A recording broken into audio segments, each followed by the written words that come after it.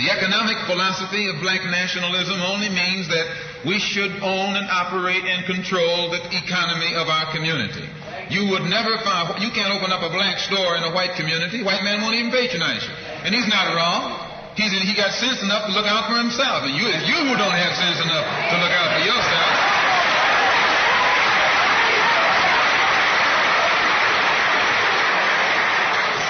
The white man is too intelligent to let someone else come and gain control of the economy of his community.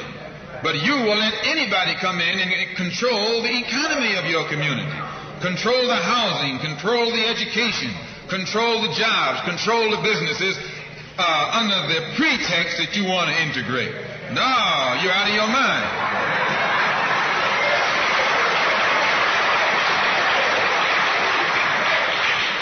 The economic philosophy of black nationalism only means that we have to become involved in a program of re-education to educate our people into the importance of knowing that when you spend your dollar out of the community in which you live, the community in which you spend your money becomes richer and richer. The community out of which you take your money becomes poorer and poorer. And because these Negroes who have been misled, misguided, are breaking their necks to take their money and spend it with the man. The man is becoming richer and richer, and you're becoming poorer and poorer. And then what happens? The community in which you live becomes a slum. It becomes a ghetto. The conditions become run down. And then you have the audacity to complain about poor housing in a run-down community. Why, you run it down yourself when you take your dollar out.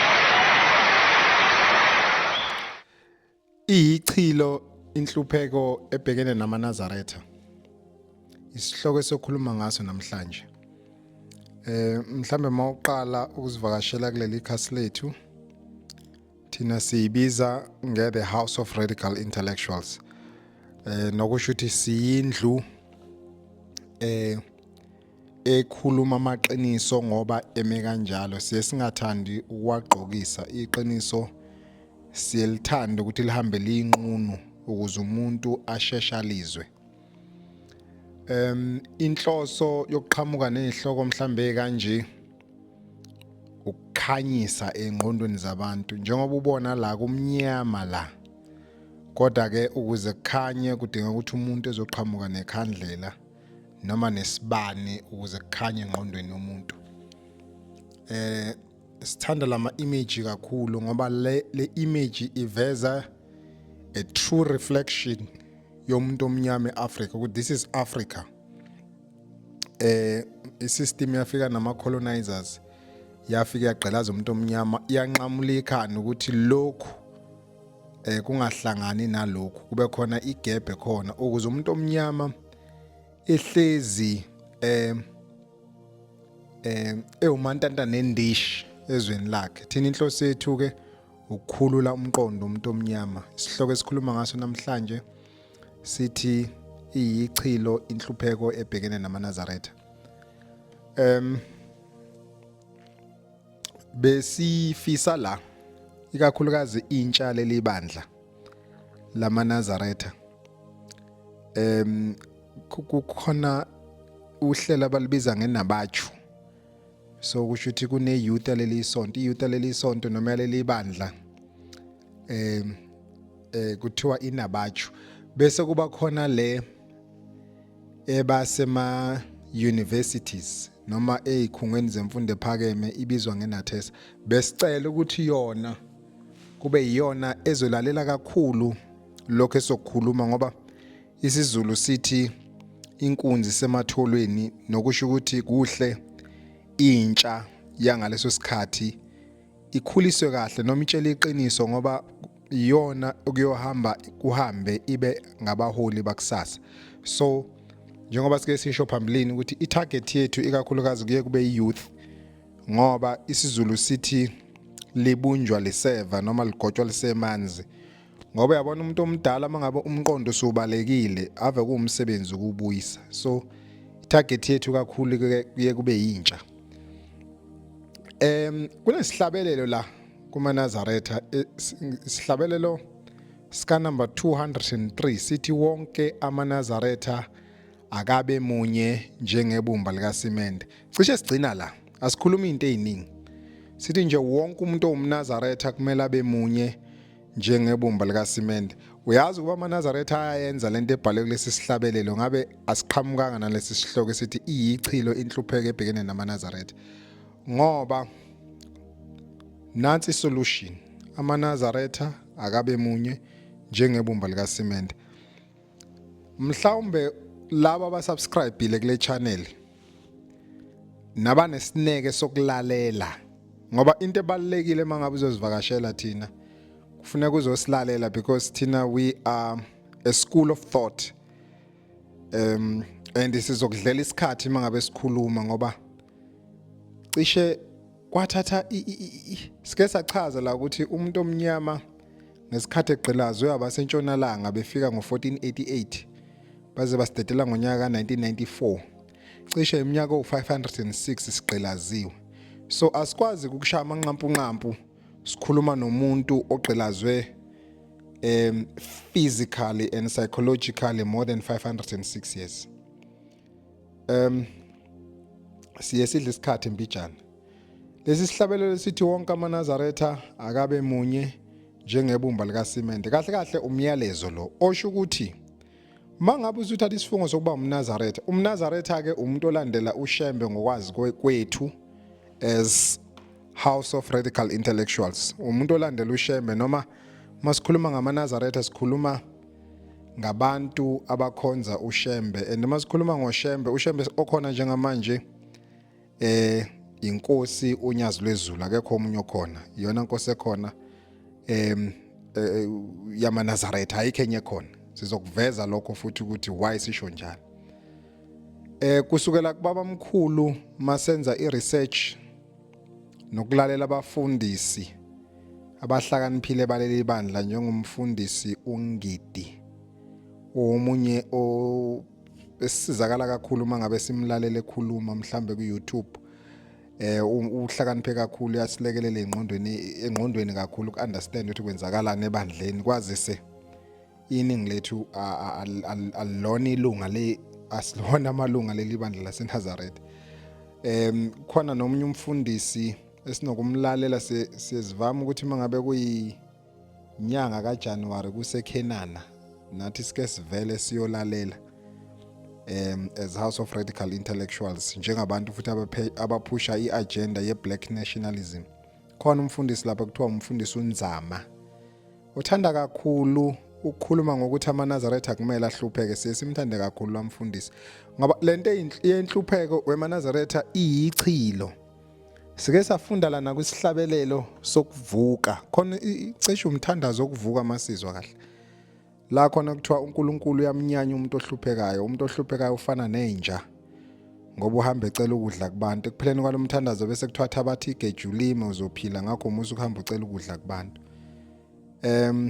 Mawuthi uyayifunda futhi lencwadi yokuvuka, khona la ithi khona uyibusise imisebenzi ezandla zethu, singadingi singesweli thina abantu bakho. Khona la kuhamba khona kusho njalo. Kodwa yabo namhlanje cishe umhla ka25, ngoba namhlanje uLwesibili, cishe umhla ka25 June 2024. Yabona ngomsombuluko umhla ka1 wonke umuntu owumNazaretha uzobe ebuhleni bamaNazaretha eyongenisa umdedele. Bese kuba nenkonzo ke yangoJuly yamaNazaretha yokulinda, cishe kulinda uJuly wonke. Inkumbi ngeinkumbi zabantu abamnyama bakithi abazobe bethutheleke ebuhleni beyokhonza uNkulunkulu wathunyelwa kubantu osesiqweni sonyazi lwezulu. Kusukela kudala kusekhona umprofeti noma inkosi, umqali wendlela nowaduma ukuthi inkosi iZashembe, kwaba inkosi ilanga, kwaba inkosi inyanga yezulu, kwaba inkosi uthingo lenkosazana. Njengoba sekuyisenkosini uShembe unyazi lwezulu, kuye kuhlangano lapha njalo makumhla ka1 July, kuye kuhlangano kongenisa umdedele. Kuthiwa umdedele angena uZulu simkhonza uJehova siyinzalo kadingane benosenza ngakhona njalo njalo. Bayazi abantu abakhonza kuleli ibandla. Inkumbi ngeinkumbi into ongazi sike sezwe kuthiwa amaNazaretha in total mangabe kubalwa ukuthi mangaki kuthiwa adlula ku6 million isibalo samaNazaretha. Abanye bakhomba ku10 million okusho ukuthi amaNazaretha isibalo sawo asikho less than 6 million. So I would say between 6 million to 10 million indlela amalunga leli bandla lakaShembe amaningi ngayo. Kodwa mawuthi uyabheka kunaleli ichile likhona la nanti lenhlupheko nawo amaNazaretha kuyiqiniso sike sayikhuluma lento phambilini ukuthi ngeke singayithinti into ethinta uShembe ngoba uShembe noMnazaretha sizokuthinta uShembe noMnazaretha ngoba indlu yakithi empisholo eningi ikhonza kulela bandla so asikwazi ukuyiziba indaba kaShembe sake sakusho before lokho mhlawumbe mawuthi uyaqala ukungena bese ngakurecommend ukuthi ukubheka amanye ama channels esike sawa amanye ama videos esike sawakhipha phambilini ikakhulukazi lawa ngasekuqaleni khona la sisho khona sizoyithinta indaba kaShembe noMnazaretha asikwazi ukuyiziba ngoba ikhona phakathi kwethu siyacela ke nani bantu ngoba nathi siyafisa ukukhulu ukuthi nisubscribe kule channel ikakhulukazi nini enithanda ukusizakala ngokukhula engqondweni ngoba umsebenzi wethu thina ukukhulisa umuntu engqondweni. MaNazaretha uyabona ke manihlupheka inhlupheko inini eniyithanda sikisidingo sokuthi umuntu omNazaretha ahlupheke njengoba wabhala uShembe cishe ubaba omkhulu umprofeti Isaiah Shembe ukuthi wonke amaNazaretha noma inkosi ilanga ukuthi wonke amaNazaretha akabe munye njengebumba likaSimende. Lento asiyihlaziye kanje amaSulumane anihlula kulokhu namaNazaretha kufuna sikusho lokho yabona iSulumane alimsupport omunye umuntu ongekho enkolweni yalo yobuSulumane baze bebe nento ethi uhalal abakwazi ukuyidefine ngayo ukuthi thina siyinkolo yamaSulumane into engekho halal asihlangani nayo nani maNazaretha ngabe nezinto efanayo ukuthi mangabe emhlabeni siphila ngemali maNazaretha mangabe uphethe imali ake ngithi mhlambe kunomuntu wakhe izindlu umNazaretha kufuna abheke ukuthi umuphi omunye umNazaretha enginaye kuleli bandla lamaNazaretha okwazi ukwakha izindlu bese ngiqasha yena ukuze imali isirculate ngakini. Mangabe kukhona umuntu okwazi ukufaka ama tiles uqashe omunye umuntu owumNazaretha okwazi ukufaka ama tiles ukuze imali isirculate ngakini. Mawukuthi kunesitolo somuntu owumNazaretha odayisayo ubheka omunye umNazaretha uyothenga kuye ukuze imali isirculate ngakuye.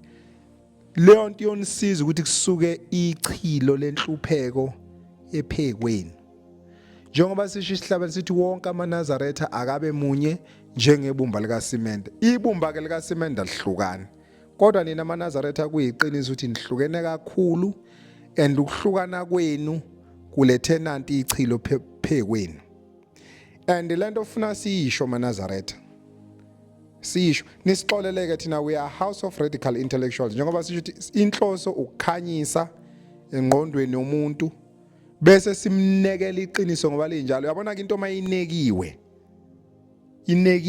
akekho ongayiboni ngoba lento yokufihla izinto iyo lento esenza ukuthi sihlupheke naleli ichilo lingasuki phekwethu kuliqiniso ukuthi ngoba izongena nje inkonza ngoJuly even nangoJanuary kunenqwaba yabantu abazoya kuShembe beyocela umsebenzi kuShembe ihlazo lonto bafethu lento ufuna siyilungise ikakhulukazi ninantsha enikwinabachu more especially nini enikwinathesa ngoba mase nifundile kuumsebenzi wenu ukukhuluma lezi zinto esizikhulumayo kuumsebenzi wenu noma ngathiwa nikwinathesa anikwazi ukuthi nithi manihlangene kwinabachu nakwinathesa nishumayela intshumayelo eyishunyalo obaba benu yinini engabe nikhuluma lento esizikhulumayo ukuthi asikwazi kuba nehlazo kuthiwa kunoNkulunkulu uphekwethu kodwa nibe yigqila zezinye izizwe because that's a reality yona into esiyibonayo leyo ingakho sibe nesibindi sukume nesihloko esikanje akukhona ukuhlambalaza ukutshela umuntu iqiniso akukhona ukumhlambalaza kodwa kuukumsiza umuntu mangabe kune mistake ayenzayo bese ungamtsheli usungamthandi lo muntu sipaliwe isihlabelelo wonke amaNazaretha akabe munye njengebumba likasimende. Okusho ukuthi mangabe umNazaretha kunento oyiphethe, umuntu oqala ukufuna umqalaze omunye umNazaretha. Angithi manihlabelane nithi abantwana bakaNkulunkulu bayathandana. Ngokwazi kwethu thina njengabafundi beBhayibheli, ngoba ayikho into esingayifunda amaNazaretha. Manithi abantwana bakaNkulunkulu bayathandana, umntwana kaNkulunkulu ugcina iSabatha. Umntwana nje kaNkulunkulu ugcina iSabatha. Umntwana kaNkulunkulu uyazi ukuthi inyanga yePhasika ingoJanuary and iPhasika lingomhla ka14. Njalo manihlangene makuyiSabatha nithi uNkulunkulu uyabathanda bagcina iSabatha, ligcineke nawe kanye nabendlu yakho. Maniqeda lapho nibhekane nenhlupheko. Manibhekene nenhlupheko bese niyakushembe nithi nofuna umsebenzi. Ushembe uzowuthatha phi umsebenzi okuninga ubani baningi kangaka? Kodwa manithandaza uyibusisa imisebenzi ezandla zethu, singadingi singasweli thina abantu bakho. Leyo nto ibhaliwe kumthandazo wokuvuka. Ubusiswa imisebenzi mawuyakushembe. Uyocela uthi inkosi umsebenzi wezandla engiwenzayo nanku. Ngiyacela Nkosi uchume wande bese thushembe inkosi kubusisa. Hayi uyekushembe uyocela umsebenzi. Bese wena wenza lo msebenzi makuukuthi mhlambe uthengisa ngezimbuzi. Nina amaNazaretha kufuna nazi phela ukuthi ubani umuntu othengisa ngezimbuzi siyithenga kubani, imali ungayiniki nombani. Unganithi abantwana bakaNkulunkulu bayathandana. Umntwana kaNkulunkulu ugcina iSabatha. Umntwana kaNkulunkulu ugcina iPhasika ngoJanuary.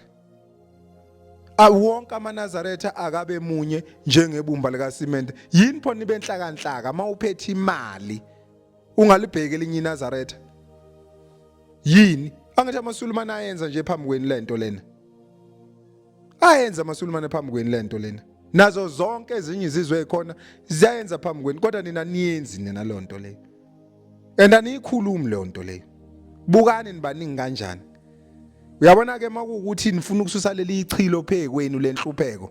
Fundani ukuthi nina amaNazaretha nibe munye njengebumba likasimende. Makukhona into oyiphethe njengemali, yabona mina ngikwazi ukuhanda izindlu mina. Angikwazi ukuhanda izindlu. Makuthi ngiyilunga laleli ibandla lamaNazaretha, kufuna ngibuze eThempelini ubani umuntu okwazi ukwakha indlu kahle la eThempelini, bese besho bethi umfokabani uyayakha indlu, bese ngiyobheka imisebenzi yakhe, ngoba vele ushembe angithi uthi nithi nina ayibusisa imisebenzi ezandla zenu uzoyibusisa vele. Angithi uNkulunkulu uzoyibusisa vele. Bese sikubona ukuthi wakha kahle, bese ukuthi mina Nazaretha ngihambe ngiyocela elinye iNazaretha lizongenzela leyo nto. Makune Nazaretha elithungayo kufuna ngihambe ngiye kwelinye iNazaretha ngiyothungisa. Makune Nazaretha elidayisayo kufuna ngihambe kulona Nazaretha lelo ngiyothenga imali. Umuntu angaze eshi iyihlazo lento ethi umuntu amaNazaretha angisupporti, ngisupportwa abantu abangesiwa amaNazaretha. Nina amaNazaretha nenhliziyo ezimbi. Why nina nenhliziyo ezimbi? Ngoba kubhaliwe nje la kuthiwa banini yibani munye njengebumba likasimende. Yabona mawuthi niyahlupheka amaNazaretha, mina ngizonitshela iqiniso. Ingoba nikuthanda ukuhlupheka. Yingoba nikuthanda ukuhlupheka. Yabona mangase uyifunde zonke incwadi anokujwayela ukufunda, and kunencwadi la ethi ngathi eSabatha lencwadi ithi kuhle ukulalela izwi likaNkulunkulu lenze, ungalaleli nje ungenzi. Ngakho ke gcinani iSabatha likaJehova. Kubhala uShembe uthi kuhle ukulalela izwi likaNkulunkulu lenze, ungalaleli nje ungenzi. Thina nina nithi uShembe uNkulunkulu. UShembe wabhala isihlabelelo samaNazaretha sika 203 uthi nina amaNazaretha yibani munye njengebumba likasimende. Makuukuthi kuhle ukulalela izwi likaNkulunkulu lenze, ungalaleli nje ungenzi, nihlulwa yini ukwenza lento le? Uyabona amaNazaretha maningenza lento le, anisophinde nihlupheke sonikhombisa ukuthi sikhulumani masikhuluma ngalento esikhuluma ngayo. Iyacasula ke lento yokubona umNazaretha sesiwabona Nkosi yami ezitolo zabafana bokufika la aqashiwe. Ulifice ligijima nesihluthu nentshebe ngeSabatha elikhomba umfana ukuthi ayiphuma iTruck iyo deliver ngeSabatha. Awukwazi ukuthi uyodumisa ngeSabatha. Awukwazi uthi ufanele ukubonga ngamaNazaretha nezizukulwane zawo ukufakela umfana okufika ezweni lakho. Nani amaNazaretha inehlele. Yabona kunesihlabelelo la sika 183 esike sasithola ngoba sasho thina ayikho into esingayifundi bafowethu ayikho into esingayifunda kudouble lutho ngoba vele umsebenzi wethu ukufunda ukuze sikhanyise ezingqondweni zabantu njengoba usibona isibani la siyasokhela ke nathi isibani kunesihlabelelo la sika 183 esithi lalela Zulu sithi ho lalela Zulu lalela abantu bengiphethe ngezwe lethu siyazizi izizwe zivungama ngawe njengezinyoni sishiza inyoni sishama hlokohloko acekezeli insimu kadingana nosenza ngakhona ayiqedile mamu sizwa ngomnyayiza kandabuko ulalela Zulu kulokuphindwa kanje kuthiwa lalela Zulu angithi yabona mina ngumZulu ke mina ingakho ngihlaziya yonke into sithi olalela Zulu lalela abantu bengiphethe ngezwe lethu izwe lethu leli siyazizi izizwe zonke izizwe zivungama ngawe njengezinyoni zivungama ngathi maZulu njengezinyoni bathi sishiza inyoni sisha amahlokohloko acekezela insimu kadingana nosenza ngakhona mina ngiyinzalo kadingana nosenza ngakhona mangibe nenhlanhla yokuphumelela ukuyongenisa inkonzo yomdedelo ngoba ngayizwa kunensizwe sakhula naye eMlazi ngezwe kuthiwa isumshumayeli kwakuthiwa ugamo ke sikhula nayo kuthiwa isumshuma yakamncube lensizwa le uyabo ngezwe kuthiwa isumshumayeli lensizwa le yayihlabelela kahle ingakho ngiyicabanga nje nalesi sihlabelela ngayizwa isihlabelela kahle kanjani thina ke kuthiwa siyinzalo kadingana benosenza ngakhona uyabona mangibe nenhlanhla yokuyongenisa kunomkhosi ekuthiwa umdedele lo ozoba khona ngomsombuluko umhla ka1 July 2024 kuye kuhlatshelwe lapha kuthiwa umdedela angene nanguZulu simkhonza uJehova siyinzalo kadingana benosenza ngakhona uyu umshumela umncubo ovama ukuhlabelela lapha phambili hlabelela kahle thina siyinzalo kadingana benosenza ngakhona asikwazi ezweni lethu ukudominate ezinye izizwe maNazaretha iyichilo lento ukuthi singathi sinenkosi eyehle ezulwini yazoba umuntu ebantwini yenzela thina bona indini kodwa bese siba naleli ichile liphezulu lokuthi siyahlupheka and simthwesa umzima uNkulunkulu okhona phakathi kwethu ukuthi njalo masiya kuye sithi siyocela umsebenzi iyichilo le nto bafowethu asistikeni fundani ukustika la ukuthi wonke umuntu omNazaretha akabe munye njengebumba lika cement mawukuthi aniyiboni lento uthenzeka kanjani anobuka kwisizwe samaSulumane ayayenza lento ngiyacabanga ukuthi abanaso lesihlabelelo and abekho abantu abagude kwenzeni lonto njengamaSulumane anokho phela kuona ke futhi niwabuke ukuthi arich kanjani arich yabona nje mangabe uyothandaza anifica senimulayini ngoba ninhlakanhlaka anilaleli izwi kaNkuluNkulu nilenze kube niyalalela nilenze ngaba nikushembe nithi niyocela umsebenzi uyibusisa imisebenzi izandla zethu singadingi singesweli thina abantu bakho into engabe niyayenza ukuthi inkosi sizobonga imisebenzi yezandla zethu uyibusisile izinto ezizenzayo ziyachuma ziyanda ziyaphambili nansi into engabe niyayenza ukuthi niyocela umsebenzi stickani la bese nilalela ke noZulu nilalele nifunda ukulalela adlulele kwislide esilandelayo nansi ke incwadi ekaDeuteronomy 28 verse 43 to 45 sithe asibhale ngesingisi la bisonichazela ke ngesiZulu ukuthi kusho ukuthini ngiyathanda indlela ababhalwe ngayo la House of Radical Intellectuals uyasithola ku YouTube uyasubscribe ukuze uthole inkulumo ezinohlonzo njengalezi mawufunda incwadi kaDeuteronomy 28 verse 43 kuya ku 45 ithi foreigners who live in your land will gain more and more power while you gradually lose yours. They will have money to lend you, but you will have no money to lend them. In the end, they will be your rulers, and all these cases will come on you. So lokhu kusho ukuthi abantu bokufika abayohlala nani ezweni lenu bayoba namandla amaningi ngaphekwa wenu, nina amandla ngeke nize nibe nawo. Mawufunda kuverse 44 uthi bayokuba nemali kunani, angithi but nina bayokuba nemali kunani futhi bayoze benitsheleke imali nina, kodwa nina ngeke nibe nayo imali yokubatsheleka, bayoba ababusi benu. Lesi siqalekiso siyokwehlela phezu kwenu. Lento ke masikhuluma ngama foreigner noma ngabantu bokufika, asike sibayeke laba abasanda kufika, nabo futhi sebesidominateile.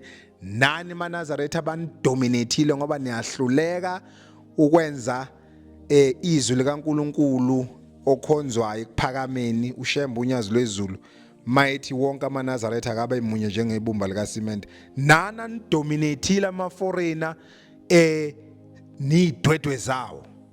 Ngiyaxolisa ukusebenzisa lelo gama, ngiyaxolisa impela, kodwa kuyangiphoqa ukuthi ngilisebenzise ngoba hayi siye sikubone bafana kwenzeka, siye sikubone, and siyidwedwe nje zezinye izizwe ngoba silaleli izwi likaNkuluNkulu silenze. Kuthiwa wonke amaNazaretha akabe munye njengebumba likaSimende, okusho ukuthi mase ngikuqe ngamadolo ngathi ngiyakhetha inkosi esekuphakameni noma ngalikhetha unyazi lwezulu, sekufuna ngilalela izwi likaNkuluNkulu ukuthi wonke amaNazaretha akabe munye njengebumba likaSimende. Mangabe nginosizo ngiqalazela inye iNazaretha kuqala ukuze ichilo lenhlupheko lisuke phezu kwethu. Isho nje finish, ayikho futhi enye into yokwenziwa. Kwafika belungu la, yabo, phela nabo babo ukufika kahle kahle makhulunywa iqiniso ngoba basuke eEngland basuke eHolland, akubona bokudabuka la eAfrica, lihle iqiniso.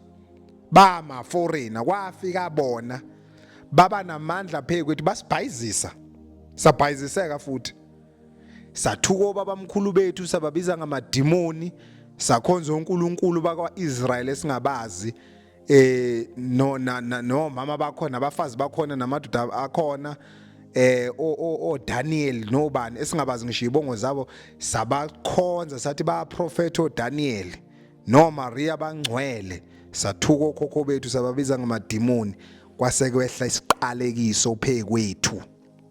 Abantu bokufika baba namandla phezu kwethu. Akithi thina sithuka abantu bakithi sibabize ngamadimoni, sithi umuntu ofile emhlabeni akanasabelo, kodwa ulifunda iBhayibheli usuka kuGenesis uzovala kwiSambulo, akekho umuntu ophilayo obhalwe eBhayibhelini, sebafa bonke. Asibathuki kodwa bona sibabize ngamadimoni.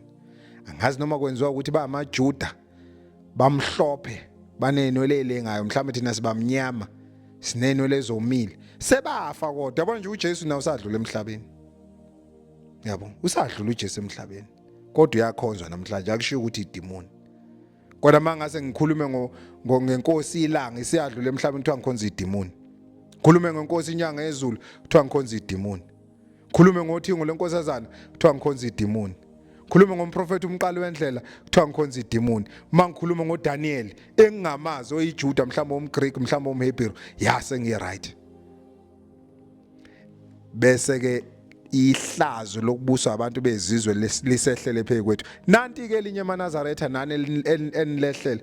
Kuney'nsizwe zokufika ezikhona ke manje la phakathi kwethu, zisivulela izitolo, nani amaNazaretha nithenga kubo ezokudla, ama-fried, yini lezi zinto lezi, ama-hardwares, baniqashile. Yabona nina niyahamba nina, le nto iyadabukisa ndiyanyanyisa man. Yabona njengoba kuzongena umdedele, Nkosi ngicela umsebenzi, Nkosi ngicela umsebenzi, ushaya uzothi inkosi kubusise ngoba uNkulunkulu wabantu. Angithi unothando umkhululi, kusho njalo, uyasithanda futhi. Uzothi inkosi inibusise bonke abafuna imisebenzi, inkosi inibusise. Nanti nithi amen, nihambe niyosebenza imisebenzi yamaSulumane nabantu bokufika ezweni leni. Ngesikhathi nisebenza ngezandla zenu nina nithi uyibusisa imisebenzi izandla zethu. Ngesikhathi wenza umsebenzi engesuwono wakho kubusisa kumsebenzi abantu bezizwe, bese benibusa abafana, bese benibusa ngoba kubhale, bese benibusa ngoba nidomo, anifuni ukulalela izwi likaNkulunkulu nilenze. Kuthiwa wonke amaNazaretha akabe munye njengebumba likasimende. Mase nimunye njengebumba likasimende uthi uNkulunkulu uzoyibusisa imisebenzi yenu yezandla zenu, ngeke nidinge, ngeke niswele ngoba nina nabantu bakhe nigcinisa abatha, niyazi futhi ukuthi makuJanuary iphasika lingoJanuary. Isho njalo incwadi nofunda sikhulume kakhulu ngalezo zinto. Kodwa ayibusiseki imisebenzi yenu ngoba anenzi lutho nhlaka. Angazi ukuthi yini lento enilalelayo. And lento ufuna siyikhulume lento, ihlazo sike siyibone. Uthi yongena esitolo ulifica lijuluke limanzi iNazaretha eHardware ngeSabatha limanzi tece. Mhlawumbe isihluthu sezesaba mthuqasana. Uyabona? Li driver lento le elifta in lento le osimende. Uyabona? Lipheshetho umoya nentshebisi ibomvu into ongayazi lijuluke limanzi kodwa iSabatha kodwa. Izinto nani ngabe niyazenza kodwa nani nivuma ukudominatewa ama-foreigner ezweni lento. Ihlazo lento maNazaretha iyichilo. And siyamhlaza uNkulunkulu ngalento. Funa siyikhulume nje udede bafowethu ngoba mawufika enkonzweni abakutshela yonke lento esiyikhuluma. Sizoyikhuluma guys because we are a house of radical intellectuals. Mawufuna ukwazi okuningi ngathi mhlamba akuhambe yobuka ama video okuqala ngoba sichazile ukuthi kahle sizokwenza ngesiphinda into eyodwa. Sizosuka esibhore laba abasilandelayo. Sithela masikhuluma ngomNazaretha noma masikhuluma ngoShembe sikhuluma ngenkosi uNyazi lwezulu.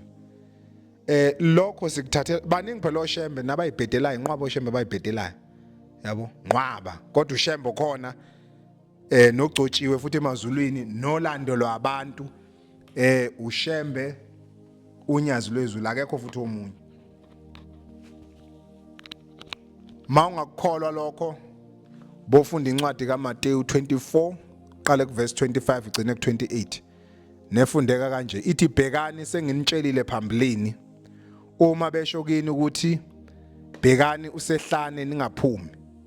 So lencwadi ithi makukhonza uNkulunkulu makufika umuntu angithi uyabona kunabantu abakhonzele endlini mawuthi uyabheka uShembe ufaka abantu ehlane uvela abathatha abantu uShembe abafaka ehlane nesikokela samatshe ngaphansi kwezihlahla bese ethi abasonte. Ithi lencwadi makufika umuntu into eyasho phambilini kudala kakhulu ngoba kuthiwa uShembe umdala weinsuku. Makufika umuntu ethi kini bhekani usehlane ningaphumi. Makufika umuntu njengoba kushiwo kuthiwa sitholeleni abafundisi bahlola imibhalo bakhona abafundisi abadala la sike sasho ukuthi umfundisi ungidi bakude ekuhloleni imibhalo siyesilalele mabekhuluma siyalalela ke noma singakhonzi kuleli bandla siyalalela kodwa uNkulunkulu wasipha leso sibusiso sokwazi ukulalela siyesibalele khona nomunye wakuthiwa ucheliza phambilini usadlula emhlabeni abefundisi ke laba abakwazi ukuhlola imibhalo baningi bengisho nje bengikhela phezulu labe sibathandayo nathi noma kulaba abadla ubhedu kithi hayi ukuthi abanye sibathanda.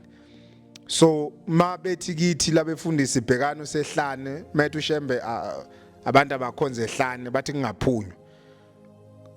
Makufika umuntu ethi akiwe endlini singakholwa akekho uNkulunkulu ekhonzelwe endlini isho njalo lencwadi. Isho njalo ithi uNkulunkulu ukhwenzele ehlane. Makukhona umuntu othi usezindlini ningakholwa ngoba ayikho lento akekho uNkulunkulu ekhonzele endlini. Isho njalo lencwadi.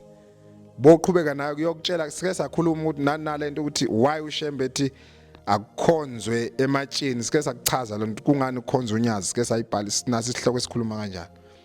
Bese ithi lencwadi mawuqhubeka nayo ithi njengonyazi luvela empumalanga lukhanya luze lifike nasentshonalanga ngoba njalo kufika indodana yomuntu. So ingakho sima ekutheni uShembe sinayi la ezweni lethu njengamanje ilokuthiwa uNyazi.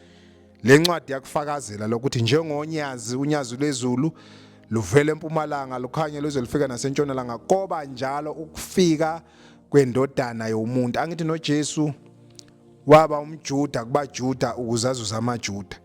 Nathi ke la masihlola indodana yomuntu uShembe umuntu njengoba nathi sabantu. Yabo. Unyazi lolu lo umuntu kunanesihlabelelo iyaqhubeka le ncwadi lapho kukhona isidumbu ilapha amanqa azobuthana khona la kuzoba khona isidumbu salomuntu lo owunyazi yilapho khona wonke umuntu ezobuthana khona ingakho mazizothi mhla ka1 July bese wonke umuntu ahambe ebuhleni ethi imdedela angene simkhonza uJehova njalo njalo yila khona kuzoba kukhona isidumbu amanqe azobuthana khona sikhona ke nesihlabelelo sike sasithola la sithi cishe ihlabelelo 90 esithi kufikeni kwethu kulelizwe lasempumalanga sazula singena indawo la singaphumula khona inkosi yayiqhamuka empumalanga angithi yabona yebo ekufeni kwethu kulelizwe lasempumalanga isho njalo inkosi sikhona ihlabelelo isho njalo nosibheka ihlabelelo 90 nalesi sithi usizi nalo lumlotho la sithi khona inkosi yehle ezulwini yazoba umuntu ebantwini sisho njalo ehlabelelo maqhubeka naso so besifuna ukucacisa la ukuthi masikhuluma ngamaNazaretha sikhuluma ngebandla lakaShembe masikhuluma ngoShembe sikhuluma ngonyazi mawufuna ukwazi ukuthi unyazi why kuthiwa unyazi ubofunda la ku Matthew 24:25 to 28 kuyasho njengonyazi unyazi lwezulu luvela empumalanga likhanye lize lifika nasentshonalanga koba njalo kufika indodana yomuntu lapha kukhona isidumbu ilapha amanqa azobuthana khona nazi ihlabelelo esifakile so besithi asikhanyise kuleyo ndawo ngoba kuyabheda kumuntu omnyama so siyacicamezela bafowethu silungisa ini umqondo maNazaretha kunencwadi esiyifundayo la eyabhalwa uCraig Mills ethi Why Africans Are Poor and What Africans Can Do About It nokusho ukuthi kungani abantu abamnyama behlupheka abantu abamnyama base-Afrika behlupheka and yini lento ekufuna bayenze ukuze bengahlupheki wathi la ngezansi poverty is now optional okusho ukuthi mawukuthi uyahlupheka kahle kahle ingoba uthanda ukubaphuwa lonto iyiqiniso maNazaretha ingakade sivule ngokuthi wonke amaNazaretha akabe munye njengebumba likaSimende uyabona leyo nto leyo iyonisusa kwipoverty maningazi ukuthi yenziwa kanjani nikopele kusizwe samaSulumane nenze exactly njengoba enza bese nibona noenhluphekeni sithathe sike sayikhuluma lento before ukuthi abantu abathanda ukusubscribe nokubuka ama-video ethu bathanda izinto zabantu abadansayo nongizwe zonke lento engathi ishuwe egcwele ku-YouTube bathanda zona nabantu abayibenuzayo kabenza into eziningi engathi ishuwe ake sibuye size la maNazaretha ngoba nithi nifuna umsebenzi yabo nje baningi abankosi ngifuna umcela umsebenzi Shembe ngicela umsebenzi ngiyahlupheka sifuna umqaqa umqondo nani maNazaretha ningadinwa ingane zakwethu sifuna umqaqa umqondo yazi maNazaretha amasokisi lawa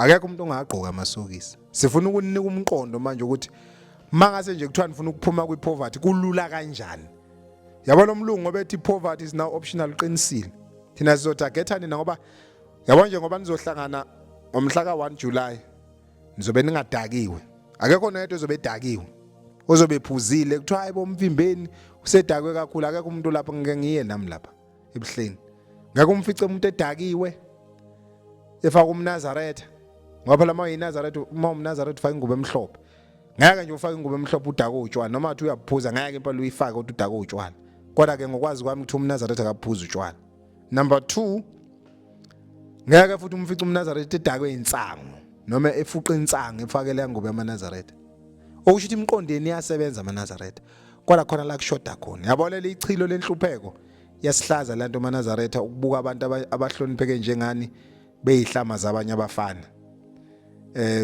uhamba uthi ukhonza uNkulunkulu umama uJamengweni kodwa from Monday to Friday yophipha uThuvi bengane zamandiya nezingane zabelungu iyichilo ihlazo lonto le gcineni ubuzo othi uShembe uNkulunkulu ihlazo lonto le ezweni lenu ihlazo lonto le nansi ke indaba lo mlungu uthi kungani sihlupheka yini lento ekumele siyenze singahlupheki bese ethi mawukuthi abantu abamnyama nahlupheka ngoba nichoose ukubaphuwa sinale incwadi sithanda kakhulu lencwadi nani nibona oyithenga manithanda iyatholakala exclusive bookshop nithi uqaqa umqondo kancane thina kodwa sihamba ngendlela erough amasokisi lawa iunderwear lena ubodies le zonke lezo zama underwear uyabona mawugqoke isicathulo afaka ibhlukwe elide nesokisi akekho umuntu okubona ugqoka isokisi elinjani akekho mawufaka ianda akekho umuntu okubona ukuthi ufake ianda enjani umuntu wesifazane ufaka ubhodisi akekho umuntu okubona ukuthi ufaka ubhodisi onjani uyazi maNazaretha mangase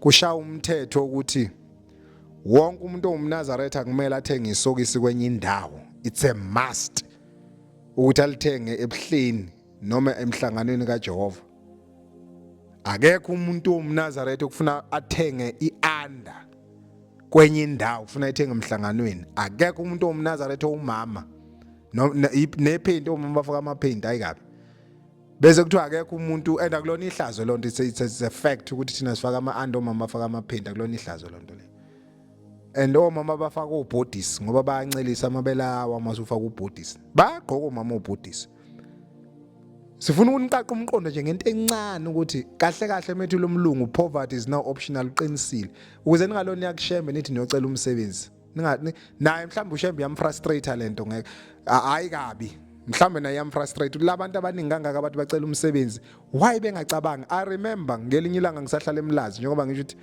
lo bhuti lo somshumayeli laphana sasihamba na ngestimela wehlabelela kahle samnaka namanje sesimuzwe emehlabelelo asithi umshumayeli manje ngoba kusena ugamo umshumayeli umncube sayinaka lento kudala ngiyakhumbula impela ngisahlala eMlazi inkosi kuseyinkosi uThingo amaNazaretha angaza noma ingapha ngasempangeni noma ingaphi athi ephuma emhlanganweni ehamba ngebhasi yeNdiya angazi noma la umshayeli wakhona wacela ukudakwa ukubhema insanga anqaba amaNazaretha athi aphuma uNkulunkulu lo mfokana insango ephila ngayo vele washona ngempela wafa I mean wangashona I mean ibhasi yagingqika khona kodwa ngathi bayashona lapha abanye balimala kanzima leyo bhasi yayiqashwa amaNazaretha eyiqashe eNdiyeni inkosi uThingo I remember I will never forget this because lento yokuba nomqondo okulesimo okusona njengamanje ade yaqala abafowethu ade angifuni uqamba manga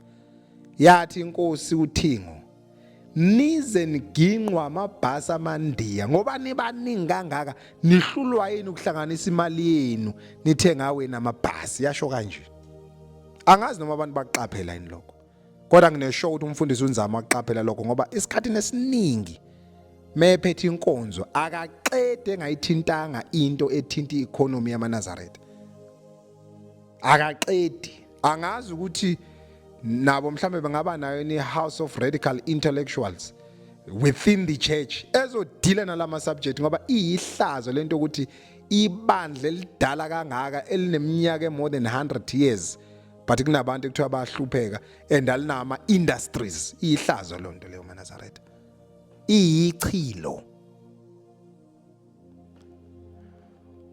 amasokisi ngathenga mina 244 uyabona ngobe u3 kanje futhi cheap 244 lama anda ngobe u3 kanje sithathe lawa cheap 279 bra yabo labo bra laba ba strong yabo mabeba u2 bathenga ko Edgars nako Fortune ubathola ngo299 sithe sithatha aba cheap amaNazaretha makuthiwa u6 million sithe nje 6 million plus kusho njalo sithe sithatha amaNazaretha u2 million right besithi amaNazaretha u2 million athengela amasokisi abiza u244 rand shethi abantu abawu2 million mozothi times lo 244 rand imali espendwa amaNazaretha ethenga amasokisi phela 488 million almost half a billion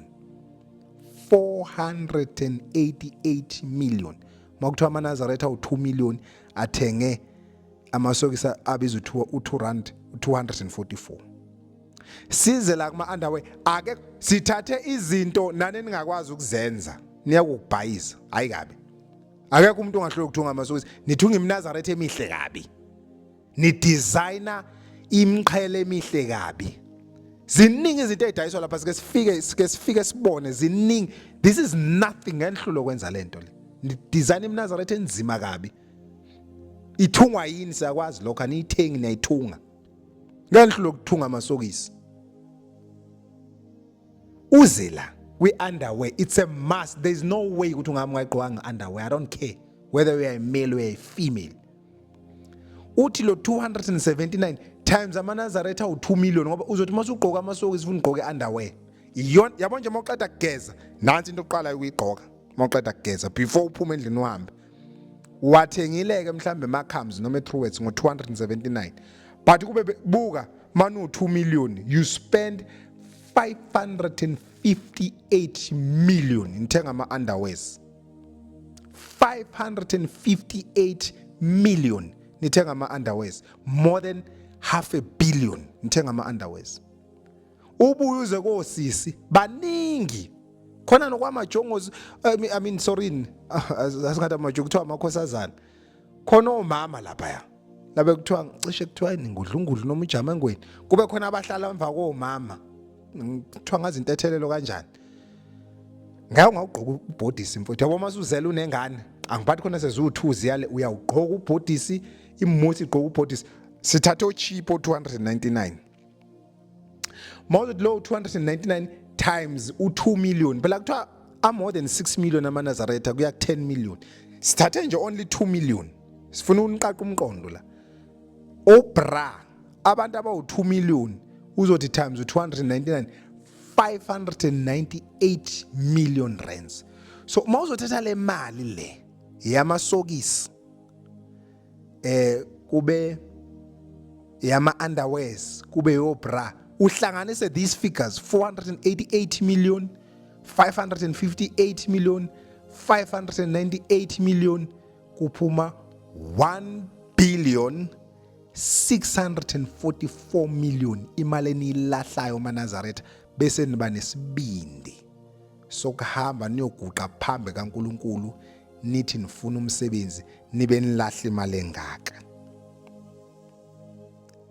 Asikakhulumi la ngamajakhethi iketi ingubo enigqokayo nayo yonke lento enigqoka sikhuluma ngalama items nje just 1 2 3 you spend more than just imagine 1,644 million. Just imagine if bekuzoshaya umthetho othi akekho umuntu omNazaretha othenga amasokisi iunderwear lama under konke lokho these are all underwears 1 2 3 kushaya umthetho nje ukuthi njengamanje siqala i-economy yamaNazaretha and this is our start point. Le mali mayigeneratiwe bese umholi webandla ebe no administrator abazo administrator le mali kuqalwe ama industries azoqasha amaNazaretha ukuze nikwazi ukugcinisa abatha niyeke ukuba idwedwe zabanye abafana ezweni lenu. That's the only way out. I'm telling you. Ngaphuma amabhasari ingane zeni ifunde yabona makuthiwa isabatha avalwe lo ma industry ngoba kuthiwa uNkulunkulu yabathanda abagcinisa abantu angithi bonke labantu abanamsebenzi noNkulunkulu phela umuntu ongaligcinisa abatha sesikhulume kakhulu ngalezo incwadi lezo akahlangene noNkulunkulu lo muntu lo kodwa nina nigcinisa abatha kodwa nivuma ba idwedwe zezinye izizwe iyichilo lonto maNazaretha. This is yabona umlungu methi poverty is now optional. It's a fact. Ingakho sithe sibe nama breakdown alezi zinto zo3 just 1 2 3 just imagine kube besifaka amanye ama items mangaka ama billion maNazaretha eniwanike ezinye izizwe ngokuba inhlaka kwenu ningafuni ukubambana nibe munye njengebumba lika cement ubhalile kodwa uNkulunkulu wenu bhalela uNkulunkulu wabantu uthi banini munye waqoka ingubo emhlophe bana munye njengebumba lika cement ngaba akekho yoguqa uNkulunkulu ethi uyofuna umsebenzi ukube sicabanga kanje. Nazi igebengu Pope Francis lo uthi oh how I would like a poor church and for the poor. Just imagine manini wabafethu yini into especial ngokuba poor kusho namba yamuza uthini oh how I would like a poor church and for the poor uthi Nkosi yami ave ngilithanda isonto elipoor and elinabantu abaphuwa yini into especial ngokuba phuwa yabona mangithi nazi igebengu kunencwadi ethi The Art of War yabhalwa uSun Tzu sithe masiyifunda lencwadi kwakhona la ethi khona deception is for the purpose of seeking victory over your enemy. Uyabona la emhlabeni maNazaretha, mawufuna ukubusa omunye umuntu kalula mbhayizise. Deception is for the purpose of seeking victory over your enemy. Mangabe unesitha kunomuntu oyisitha, mtshela into wrong uyipromote uthi right. Khona ezobhayiziseka. Uyabona nje uNapoleon Bonaparte. Ngina incwadi yakhe la. Kukhona la athi khona a religion is a good stuff which helps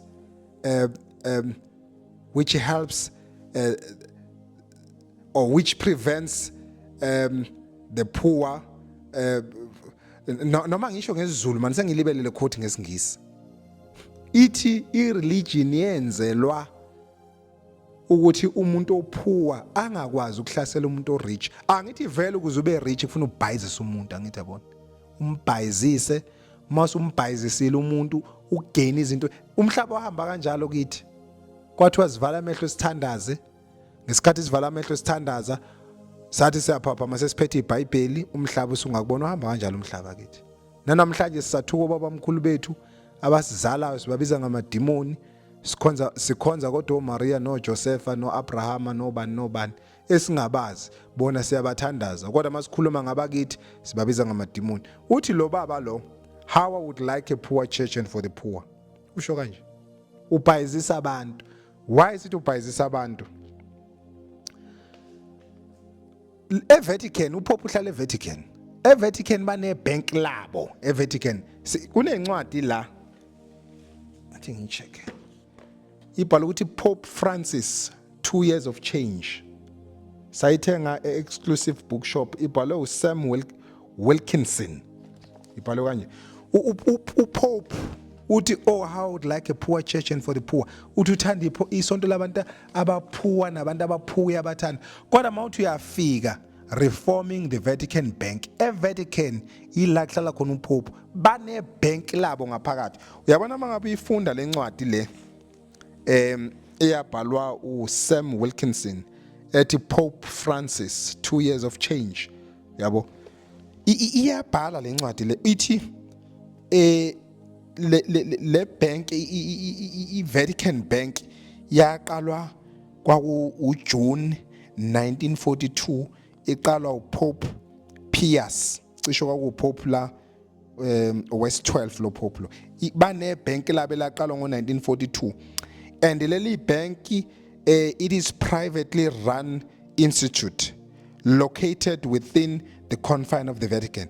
Linabantu aba private aba professor abaphambili okuyibona aba manager leli bank ekuthiwa iVatican Bank. uPope wazi kahle ukuthi ayikho into eyichilo njengokuba phuwa kodwa uzokutshela ukuthi how I would like a poor church and for the poor.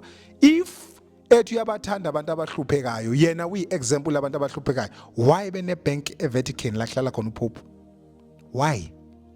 Because angithi mawuthi ufunda incwadi kaDeuteronomy ithi ama-foreigner mayefika ayon dominator abe nemali kube yiwona azonika imali nina ngeke nikwazi ukubanika imali. Buka amabhenki aphethe ubani ake alikho ibhenki eliphathwa abantu abamnyama.